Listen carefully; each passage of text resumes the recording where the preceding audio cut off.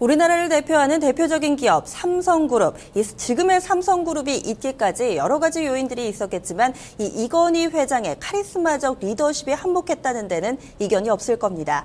그런데 이 회장이 심근경색으로 인해서 쓰러진 지 1년이 지났습니다. 삼성그룹에는 크고 작은 변화들이 있었는데요. 지금까지의 삼성전자 그리고 앞으로의 삼성그룹 방향성 짚어보는 시간 준비했습니다. 산업부 임혜신 기자와 함께합니다. 네, 우선은 지금 이 회장의 건강 상태부터 좀 체크를 해봐야 될 것 같습니다. 어떻게 좀 체크가 되고 있나요? 네, 이건희 회장은 지난해 5월 10일 한남동 자택에서 급성 심근경색으로 쓰러졌습니다. 상황이 급박하다 보니 인근 병원으로 급히 이송이 됐고 응급처치를 받은 뒤 일원동에 있는 병원에 입원했는데요.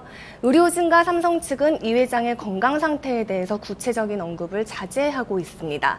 그러다 보니 찌라시라고 불리는 그 사설 정보지들 있지 않습니까? 거기에 이 회장의 사망설이 몇 번 언급되기도 했는데요.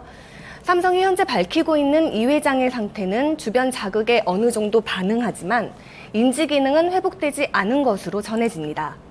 어제가 바로 이 회장이 쓰러진 지 1년째 되는 날이었습니다. 삼성 사내 매체인 미디어 삼성에는 그의 쾌유를 기원하는 메시지가 잇따라 올라왔습니다. 네, 앞서서 해외 사례에서도 보면은 이런 카리스마적 리더십, 이 CEO의 건강 상태에 따라서 주가 반응이 좀 나타나기도 하고요. 국내 상황을 보면은 이 회장이 쓰러진 직후에 나온 삼성전자 실적이 좀 좋지 못했기 때문에 우려가 더 커졌습니다. 이 부분에 대해서도 좀 이야기가 있죠. 네, 그렇습니다. 외신 중 한 곳의 이야기를 빌려보면 이재용 부회장이 오랜 기간 경영 수업을 받았지만 그의 실력에 대해서는 의문이 든다. 이렇게 평가를 하고 있는데요. 실제로 이건희 회장이 입원한 다음 실적이 굉장히 안 좋았습니다. 지난해 3분기죠. 영업이익이 4조 600억을 기록하며 3년 만에 처음으로 5조 아래로 추락했습니다. 하지만 한 분기 만에 다시 5조 원대를 회복했고 올해 1분기에는 6조에 육박하는 영업이익을 내며 V자형 반등에 성공했습니다. 삼성전자의 먹거리로 자리매김한 반도체가 꾸준히 선전하는 동시에 중저가형 스마트폰의 판매가 늘며 실적 회복을 이끌었습니다. 최근에는 전략 스마트폰인 갤럭시 S6가 나오면서 실적 회복세가 이어질 것으로 기대되고 있습니다. 우려가 일단 안도감으로 바뀌는 분위기입니다. 네, 이 회장의 부재에도 불구하고 이 그룹 전반적으로 봤을 때는 굵직한 경영 판단이 상당히 좀 많았던 것 같습니다. 우선 지배구조 개편하면서 지분도 좀 어느 정도 정리가 된 것 같고요. 여기에다가 또 인수합병 이슈들도 계속해서 좀 나왔었는데 먼저 지배구조 부분부터 짚어주시죠. 네, 이건희 회장이 입원하기 직전 삼성 SDS의 상장이 공식화됐고요. 이번 한 달 후에는 제일모직, 그러니까 그때는 삼성 에버랜드였습니다. 또 상장이 추진이 됐습니다.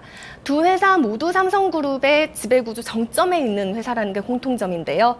이에 따라서 삼성그룹의 지배구조는 제일모직, 삼성생명, 전자, SDI로 예전보다 단순해졌습니다.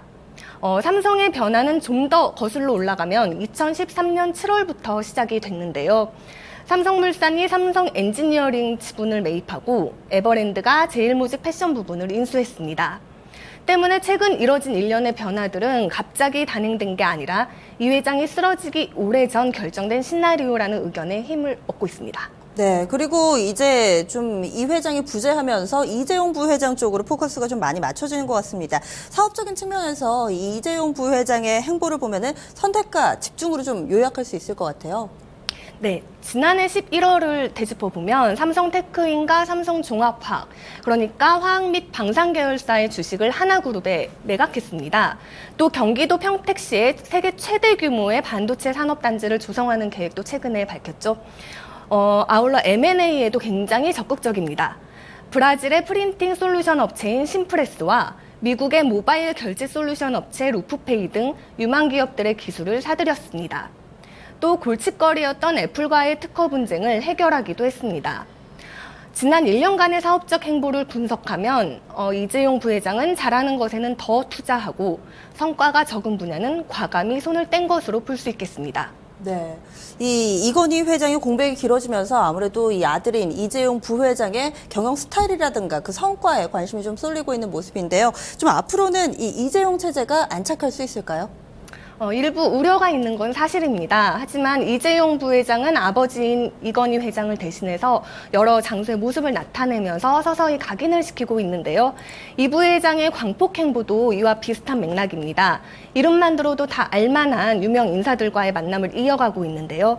애플 CEO인 팀 쿡과 구글 CEO인 레리 페이지, 그리고 시진핑 국가주석 등이 대표적입니다.